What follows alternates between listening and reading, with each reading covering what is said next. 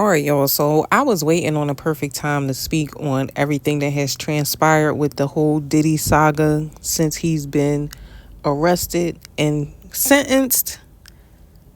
I know that everybody wants to be shocked about what they saw in this documentary, but I literally didn't learn any new information about him as far as character. All of the things that was said in this 4-hour documentary has been long documented here on YouTube for years.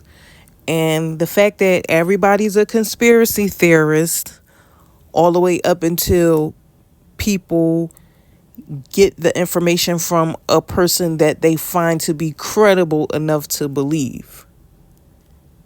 Why 50 Cent is that person? It's a few reasons, but now that we made it to this point, let's talk about it. But my personal opinion on the documentary is I felt like it was corny. It started losing my interest after a while. Like, I found myself researching things on the phone while I was watching it and stuff like that. So if you just pay attention to people and you pay attention to human nature and how people move and how people act and how people are, you can pick up on certain things without having to see any paperwork or having anybody tell you.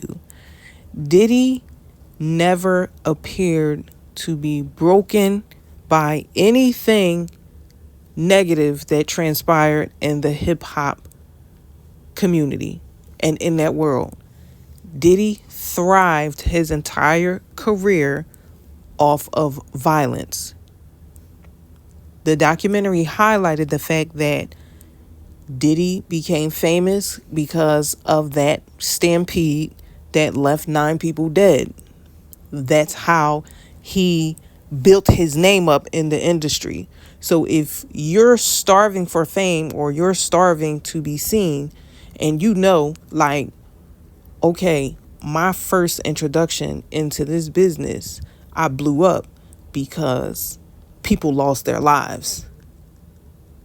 Let me try to get at a world again and see how it goes for me. This documentary effortlessly highlights the fact that Diddy became a bigger star every single time he was surrounded by tragedy. His most recent stint with trying to tap into that energy was when Kim Porter died.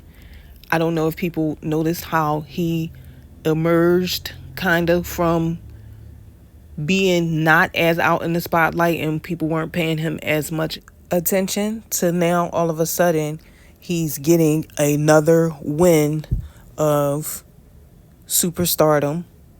He starts hanging around and commingling with the younger generation because he knows that pretty much he can't pull over what he has done on that older generation anymore. So he has to tap in with the younger people who are going to be starstruck by him or still see him the way he wants to be seen. So he tapped in with the young people.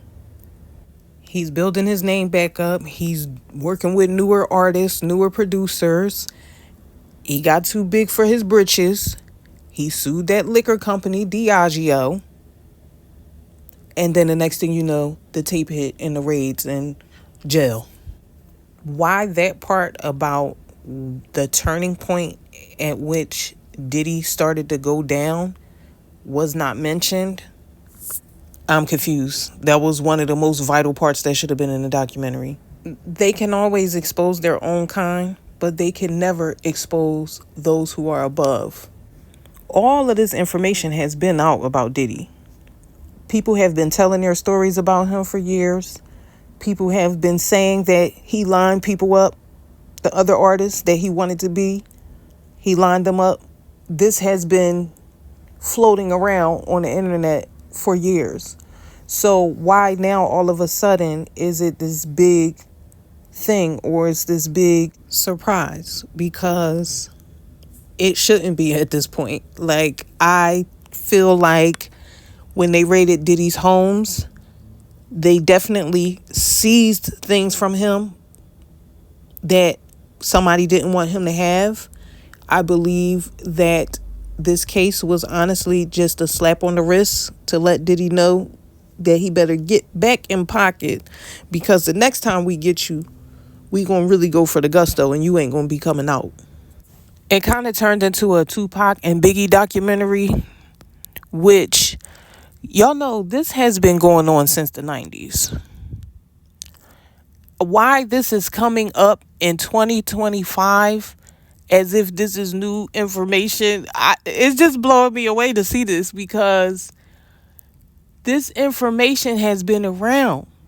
Why hasn't anyone done anything? We've seen about 25,000 docs since the 90s about what happened to Tupac and Biggie. And none of them involved any of this. The only thing I don't like about 50 being behind this is the fact that if 50 get on the wrong person bad side, how y'all think that's going to go for him? Because it's a pattern. I don't know if y'all be paying attention to the pattern, but it's always a pattern. They do the same thing with everybody and for everybody. And y'all know I didn't follow the trial, so I didn't hear all the salacious details of whatever was going on with them in a bedroom, because when I found out that that's what the trial was going to be, I'm just not sitting around to listen to none of that stuff. I didn't want to hear about those types of little details. But those things that I saw on the documentary that they were talking about were new to me, as far as what he was doing to people. And that part of it, disgusting. The male escort doesn't even have an idea that he's a victim, or maybe he doesn't feel like he's a victim, but he's definitely a victim of both him and Cassie. I'm sorry, Cassie is not totally 100% innocent, because you were participating in these things to a certain degree. Now, whether you was drugged up or however that went, I don't know. But working with the details that from the story that the guy was telling, you were heavily involved. And you're not totally innocent. You're lucky you got away with it. As for Diddy's mother, she is the root to the problem, because a lot of the stuff that he does and that he's entertained by started with that woman. It started with his mother, because whatever she had going on in her house, or however she was running her household, that made Diddy think that that was okay to roam the world in that similar fashion. I don't think that Diddy's fascination with taking people's girls was necessarily about the girls. I think it was more about the men than it was about the women. He wanted to be adjacent to something that particular man had been a part of. I don't know if I'm explaining that right, but I feel like that was geared more towards him feeling the energy of that male through that woman. Diddy sharing a blunt and smoking a blunt with his son, very questionable and weird and odd to see, because especially doing that on videotape, it just sends a message about the status of their relationship, which I don't believe that boy Justin is Diddy's child. I do not think that's his child. My Maury kid said no. But I feel like it's something about those types of guys that he like those Rico Suave type of guys. I noticed that he has a thing for them. I don't know what it is, but his two sons that have like that type of vibe, strange.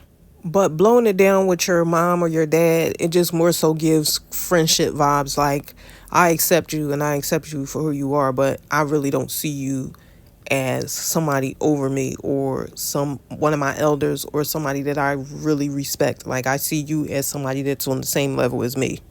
I just don't know, y'all. I always felt like Diddy was a hot mess, so I'm not surprised by any of this. But what did y'all think? And how did y'all feel about the documentary? Were you into it? Because, to be honest, y'all know I want my 4 hours back, because that was too long.